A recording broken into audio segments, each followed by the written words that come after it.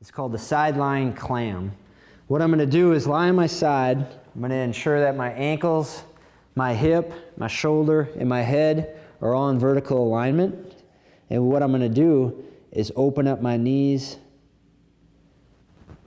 focusing on using my glute medius to do so, to abduct the leg and back. Again, up, 1, 2, 3, and back down.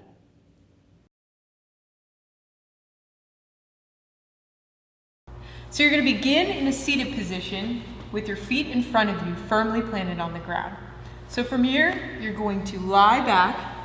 I'm going to reposition myself so my head is still on the mat, with your palms facing up.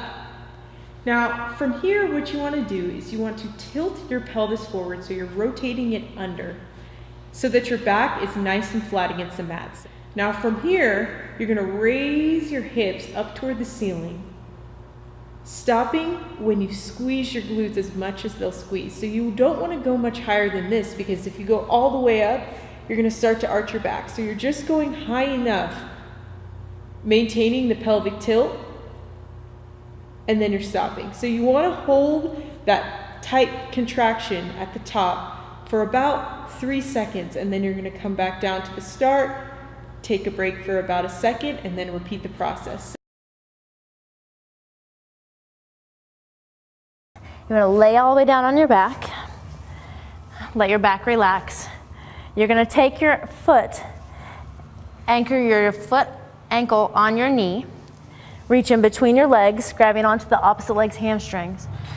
You're going to pull the legs towards your body, relaxing at your hips. If you want a deeper stretch, take that hand and open up that knee as you're pulling at the same time, applying pressure into the hamstring on the opposite leg. So what you're going to do is you're going to get in tight towards the wall, so your knees are bent to less than 90 degrees, your hips are bent to less than 90 degrees. And then you're going to bridge your butt up. You're going to cross one foot over the thigh. Okay, you can play around with this position, but just start with around the ankle, and that's good. Pull the knee in towards the chest, and then let your butt drop down towards the floor. As you're doing that, you should feel a pretty noticeable stretch into the glute right here. For some of you, this will be really, really intense. As long as you feel it in the hip, that's good. In the butt area, that's good. If you feel it in the lower back, then you need to back yourself away from the wall and then reset again.